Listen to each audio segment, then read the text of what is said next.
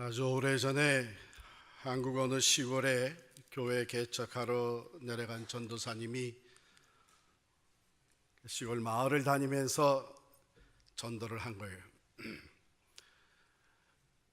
교회에 나와서 구원 받으세요. 주일날 교회에 나와서 구원 받으세요. 이렇게 동네를 다니면서 소리를 치고 주일날 예배를 시작하는데 몇 사람이 나온 거예요. 그중에 할머니 한 분이 맨 앞자리에 나와서 앉으셨어요.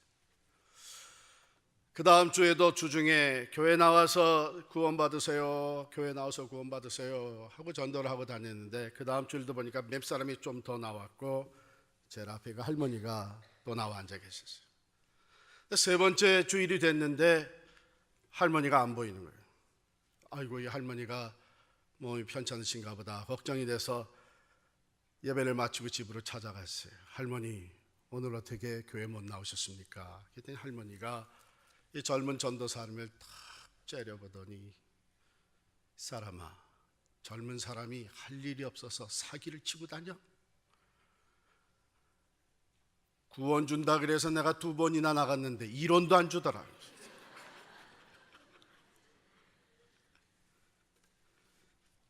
솔직히 말씀드리면 많은 사람들에게 신앙을 갖는다는 것에 대한 그 매력은 내가 원하는 그 무엇인가를 기대하고 얻을 수 있다고 하는 데 있는 거 아니겠어요? 예수 믿는 것도 사실 그런 거예요. 예수 믿으면 복 받는다, 문제가 해결된다,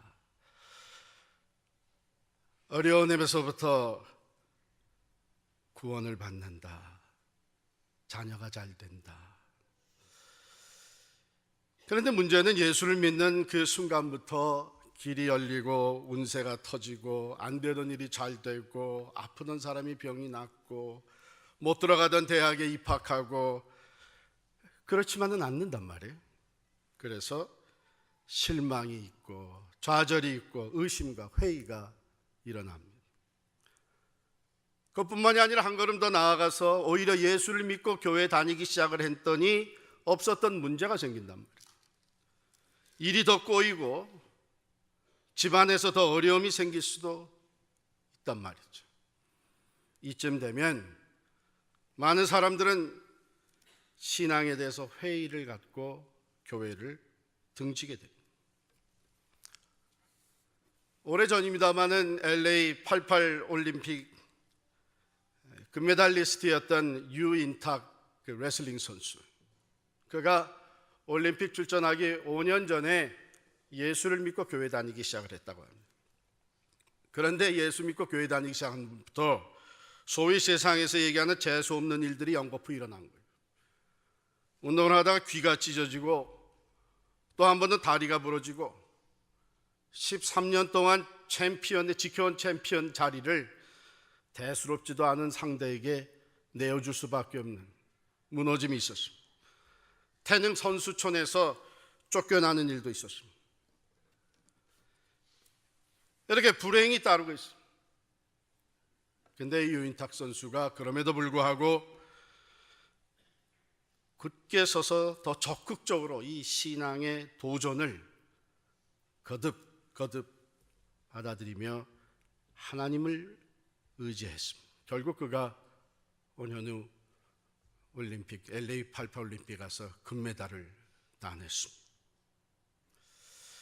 미숙한 신앙은 어려움 앞에 쉽게 물러섭니다. 예수의 이름도 부르기를 싫어하기. 성숙해가는 신앙은 오히려 어려움을 통해 하나님을 더 깊이 알아가기, 강력한 믿음으로 성장해 나가게 됩니다. 오늘 본문의 말씀은 우리 사도들이, 초대교회 사도들과 또 성도들이 어떤 어려움을 당하고 있었는지를 보여주고 있습니다. 그들이 당한 시련과 어려움, 실은 실제적으로 한 안진뱅이를 고쳐주면서 시작이 되었습니다. 성전에 기도하러 올라가다가 나면서부터 안진뱅이 된 자를 베드로와 요한이 고쳐주었어요. 그러니까 이 사람이 걷기도 하고 뛰기도 하면서 성전에 들어가서 같이 하나님을 찬양하게 되자 그를 알아본 수많은 백성들이 베드로와 요한 중심으로 모여들게 되었고, 그들은 그 기회를 놓치지 아니하고 예수 그리스도의 십자가와 부활을 증거하게 되었습니다. 앞서 나온 사도행전의 내용을 보면은 5천 명이 넘는 사람들이 이 초대 교회에 속하게 되었습니다. 아니나 다를까 공회에서 그들을 붙잡아갔습니다.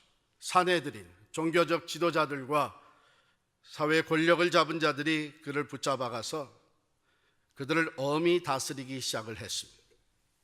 근데 워낙에 따르는 사람들이 많아졌기 때문에 처형은 하지 못하고 위협해서 놓아주기를, 다시는 예수의 이름으로 말하지도 마라.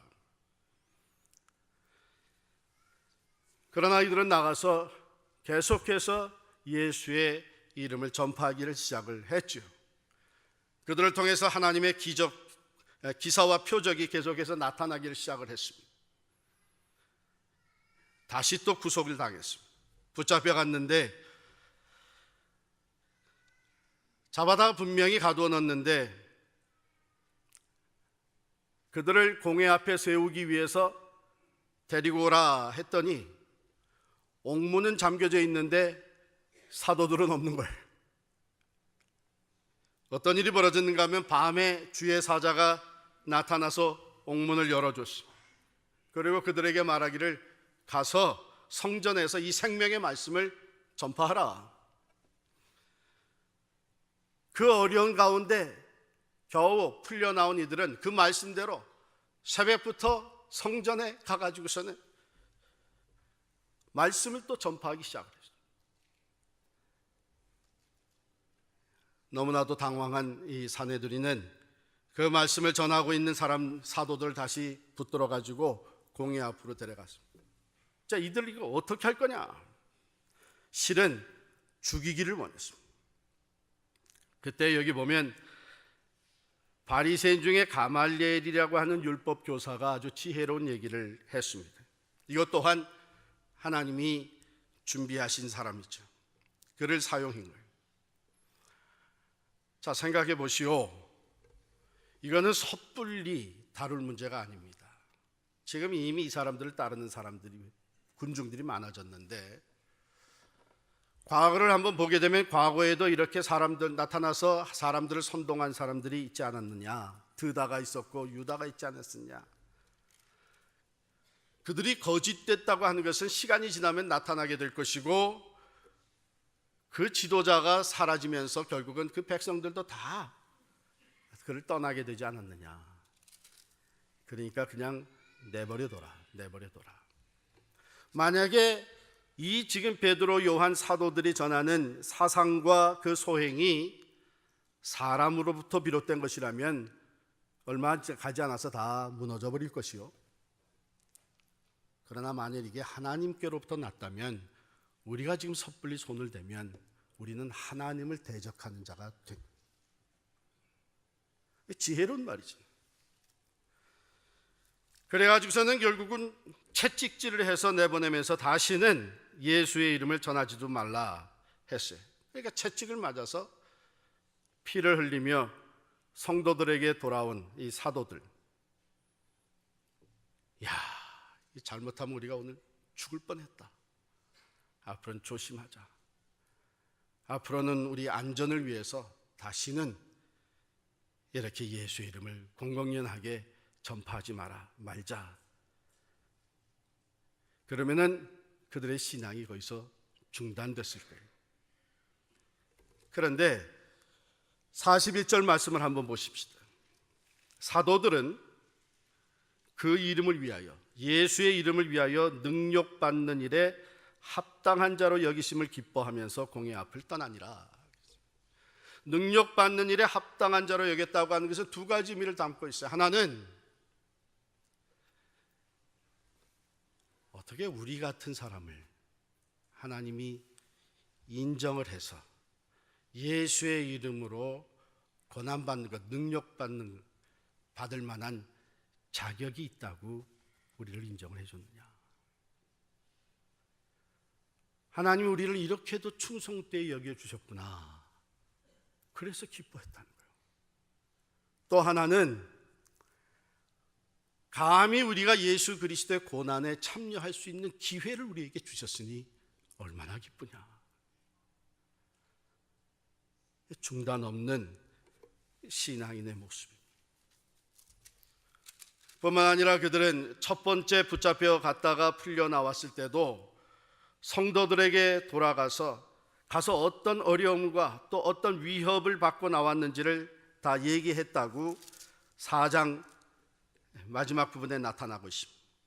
4장 23절 보시면 사도들이 노임의 그 동료에게 가서 제사장들과 장로들의 말을 다 알리니 그들이 듣고 한 마음으로 소리질러 얘기하기를 야 이거 우리 잘못하면 죽게 됐구나, 이제 우리 다 흩어지자. 그런 게 아니라 하나님께 소리를 높여 기도했다 그랬어요. 기도의 내용을 보면 하나님은 지존자이시고 하나님은 예수 그리스도의 아버지시고 하나님께서 거룩한 종 예수 그리스도를 구세주로 세워주셨습니다. 그러나 여기 너무나도 강한 어둠의 권세가 있어서 하나님을 거슬리고 있습니다. 29절에 보니까 4장 29절에 주여 이제도 그들의 위협함을 굽어보시옵고 이 모든 어둠의 권세들을 물리쳐 주옵소서. 이들이 없는 다른 곳에 가서 복음을 전하게 해 주옵소서. 그렇게 기도하지 않았단 말이에요. 또 종들로 하여금 담대히 하나님의 말씀을 전하게 하여 주옵소서. 이제도 조금도 굴하지 아니하고 중단하지 아니하고 그치지 아니하고 이제도 담대히 하나님의 말씀을 전하게 하여 주옵소서. 이제도 우리에게 능력을 주셔서 우리가 섬기고 기도할 때에 병이 낫게 하시고 표적과 기사가 나타나게 하여 주옵소서. 이제도 예수의 이름으로 이러한 일들이 이루어지게 하여 주옵소서. 그치지 않는, 포기하지 않는 신앙의 모습입니다. 우리의 삶에 어려움과 시련과 갈등과 아픔과 역경이 찾아올 때에 우리 또한 믿음이 흔들리기가 쉽습니다. 하나님이 계시다면 왜 이런 일이 생기느냐? 내가 하나님의 일을 열심히 맡아 섬기는데 왜 내가 이런 오해와 비난을 받느냐? 나는 잘해보자고 했는데 왜 오히려 내게 이런 억울한 일이 생기느냐? 이런 것들이 우리의 마음을 흔들어 놓을 수가 있습니다. 그래서 주저하고 낙심하고 또는 교회를 떠나기도 하고 아예 하나님을, 예수님을 향해 등을 돌리는 사람들도 없지 않아 있습니다. 저도 그런 경험이 있었어요. 저는 믿는 가정에서 태어나서 쭉 자랐습니다. 그런데 처음 이런 시련이 부딪혀온 게 중학교 3학년 때 고등학교 입학고사를 봤는데 떨어졌단 말이에요. 전 다른 사람은 몰라도 저는 꼭 될 줄 알았어요. 우리 다 그렇게 생각하잖아요, 시험 볼 때.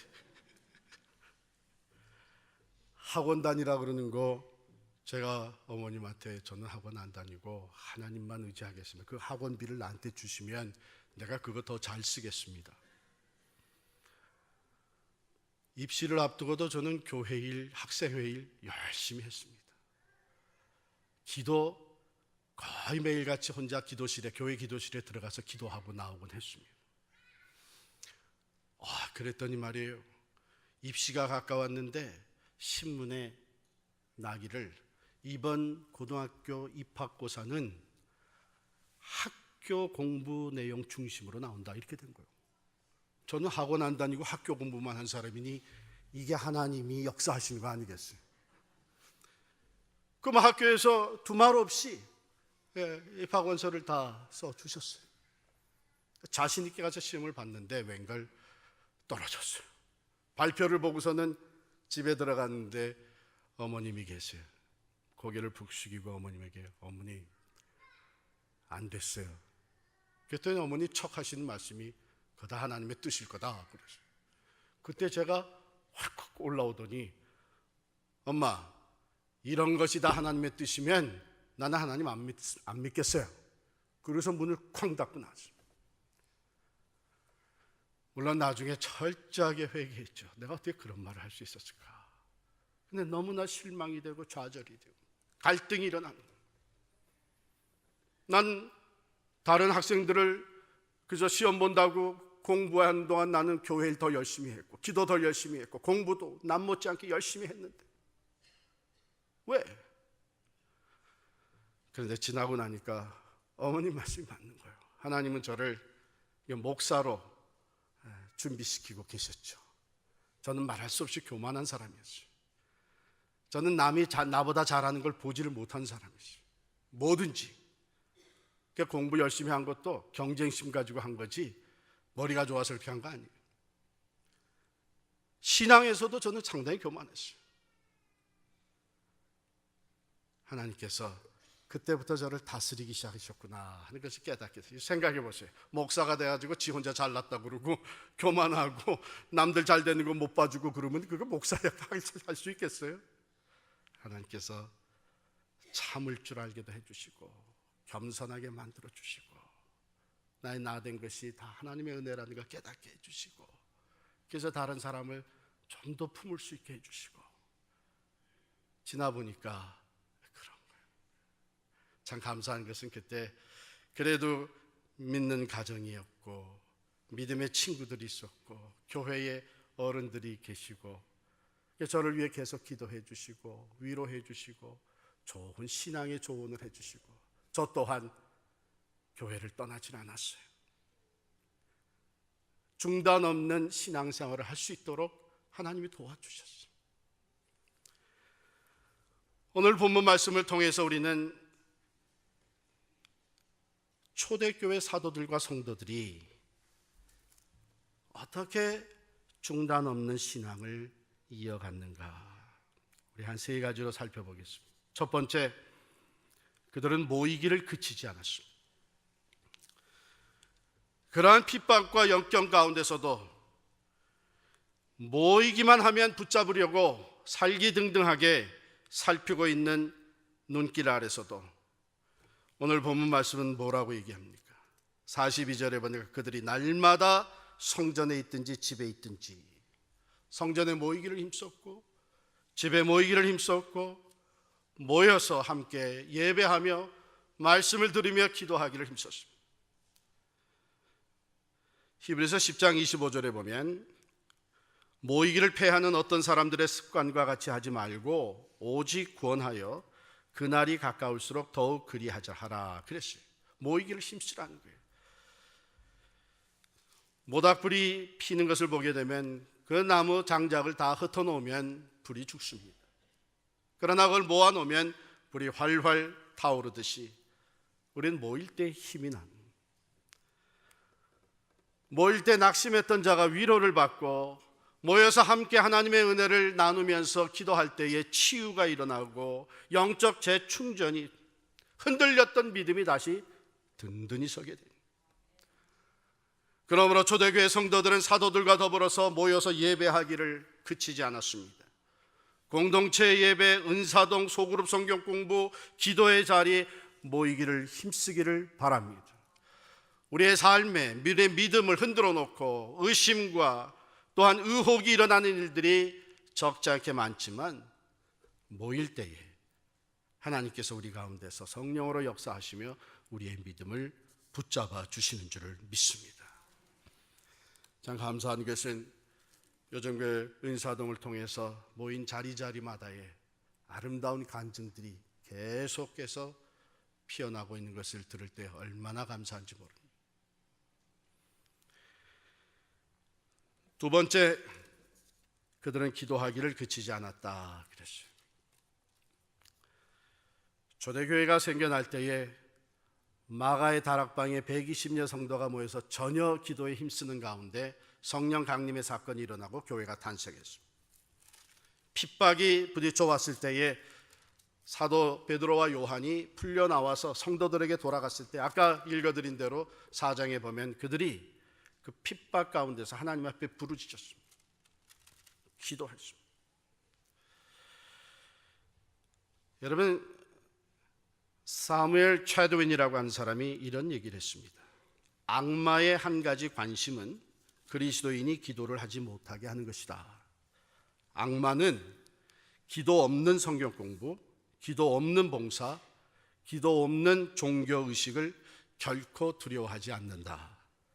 악마는 우리의 수고를 비웃고 우리의 지혜를 조소하지만 우리가 기도할 때에 두려워 떤다 그랬어요. 왜요? 기도하는 사람에게는 하나님의 능력이 함께 하시기 때문입니다.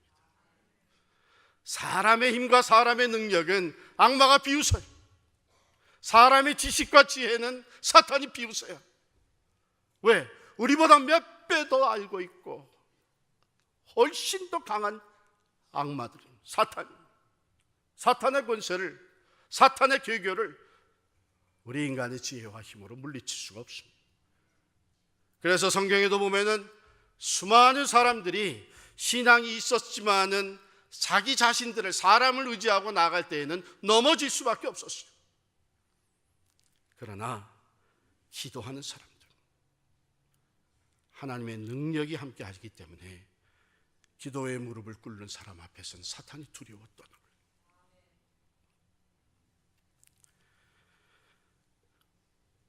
우리에게 맡겨주신 사명, 아니 그 이전에 우리의 신앙을 지켜나가는 것은 기도 없이는 불가능한 것입니다. 하나님께서 예수의 이름을 우리에게 주셨고 예수의 이름으로 기도할 때마다 하나님의 지혜와 능력으로 함께 해 주십니다. 초대교회는 참으로 두렵고 떨리는 그 위협과 또 죽음 앞에서도 그들은 기도하며 끝까지 중단하지 아니하고 믿음으로 승리할 수가 있었습니다. 마지막으로 그들이 그치지 않았던 것은 말씀을 가르치고 전도하기를 중단하지 않았다 그랬습니다. 그들이 날마다 42절 말씀이죠. 성전에 있든지 집에 있든지 예수는 그리스도라고 가르치기와 전도하기를 그치지 아니하니라. 첫 번째 공회에 붙들려 가서 신문을 받고 위험을 당하고 겨우 노임을 받을 때에 다시는 예수의 이름으로 말하지 마라. 협박을 그때의 사도 베드로와 요한이 뭐라 그랬냐면 하나님 앞에서 너희의 말을 듣는 것이 하나님의 말씀을 듣는 것보다 옳은가 판단하라. 우리는 보고 들은 것을 말하지 않을 수 없다. 두 번째도 똑같이 채찍질하며 위협했는데 이들이 얘기하기를 사람보다 하나님께 순종하는 것이 마땅하니라. 그러고 나와서 또 예수의 복음을 전했어요. 세상이 감당할 수 없는 사람, 시험과 핍박과 고난 가운데서도 우리가 원하는 대로 우리의 앞길이 열리지 않는다고 할지라도, 우리가 원하는 대로 편안한 신앙생활이 되지 못한다고 할지라도 믿음의 주여 또 온전케 하신 예수만 바라보며 담대하게 나아가는 사람들, 세상이 감당할 수 없는 사람들. 오늘의 말씀을 통해서 하나님 우리에게 세 가지, 중단 없는 신앙의 세 가지 중요한 요소를 말씀해 주십니다. 처음에는 믿음의 용기예요. 사도들이 믿음의 용기가 있었습니다. 그들은 예수 그리스도가 십자가에 달려 죽으실 뿐만이 아니라 죽음의 권세도 이기시고 부활하신 부활의 능력의 주님이시고 그는 만왕의 왕으로서 다시 오실 재림의 심판주라고 하는 것을 분명히 믿었습니다. 예수 앞에서는 죽음의 권세도 물러갈 수밖에 없다고 하는 확신을 가졌던 저들은 믿음의 용기가 있었던 사람들. 우리도 오늘날 이 용기가 필요합니다. 사람 바라보고 세상 보면 우리가 흔들리기 쉬워요. 그러나 믿음의 주여 또 온전케 하시는 예수 바라보게 되면 용기가 주어지는 줄을 믿습니다. 여러분 지금 마음이 좀 흔들리고 계세요? 신앙이 내게 무슨 도움이 되는가? 갈등이 일어나고 계세요. 너무 힘들고 어려워서 잠시 교회는 등지고 싶으세요. 예수님의 십자가를 바라보시기를 바랍니다. 옥중에 들어가 앉아 있어도 내게 능력 주시는 자 안에서 내가 모든 것을 할 수 있느니라 고백했던 사도 바울의 고백이 또한 여러분의 고백이 될 줄을 믿습니다. 두 번째 우리에게 주시는 교훈은 신앙생활의 베이직 프린시플을 얘기해 주고 있습니다. 신앙생활의 기본 원리. 신앙생활은 이게 내게 유익이 되느냐, 이게 내게 도움이 되느냐, 이게 나에게 안전한 것이냐, 이런 질문하면서 신앙생활하는 것이 아니에요. 신앙생활의 기본 원리는 이게 하나님의 뜻이냐. Is this what God wants us to do? Is it what God wants me to do? 그것이 우리 신앙생활의 기본 원리입니다. 하나님이 원하시는 것이라면, 하나님이 기뻐하시는 뜻이라면 믿음으로 담대하게 나갈 수 있었던 사도들, 초대교회 성도들, 하나님은 분명히 독생자 예수 그리스도를 우리에게 주셨고 그의 이름이 땅끝까지 전파되기를 원하셨고 죽음 너머의 부활의 소망을 가지고 때를 얻든지 못 얻든지 말씀을 전파하기를 원하셨다고 하는 것을 그들은 너무나 분명히 깨닫고 자기들의 안전과 유익을 찾는 것이 아니라 하나님의 뜻을 앞세우고 나갔던 사도들과 초대교회 성도들이었습니다. 그러므로 그들은 중단치 아니하고 저들에게 주어진 궁극적인 역할을 감당할 수 있었는데 그것이 바로 세 번째 오늘 말씀에서 주시는 교훈입니다. 존재의 목적 의식이죠. 우리가 왜 사도가 됐느냐, 우리에게 왜 교회를 허락해 주셨느냐, 왜 우리에게 성령을 보내주셨느냐, 우리가 존재하는 목적이 뭐냐. 오직 성령이 너희에게 임하시면 너희가 권능을 받고 예루살렘과 온 유대와 사마리아와 땅끝까지 이르러 내 증인이 되리라 하시니, 우리를 사도로 부르신 것, 우리를 교회로 부르신 것, 우리로 성령을 받은 하나님의 자녀가 되게 해주신 것, 그것은 오직 예수의 산 증인 되게 하시기 위함. 그들은 이 존재에 분명한 목적의식을 가지고 있습니다. 그래서 강한 믿음의 용기와 하나님의 뜻이 무엇인지를 밝히 깨달아 앉는 말씀의 지혜와 주신 소명과 교회의 본질적인 목적을 조금도 타협하지 아니하고 나아가는 가운데 그런 중단 없는 신앙, 그치지 않는 신앙으로 승리할 수 있게 된 것입니다. 예루살렘부터 시작된 핍박은 교회가 세워지는 곳마다 계속되어졌고 결국 로마 제국을 통해서 그리스도인들은 말할 수 없는 핍박과 희생을 치렀어야만 했습니다. 그러나 결국 로마 제국은 기독교 국가로 변화되고 말았습니다. 왜요? 중단 없는 신앙인의 사람들,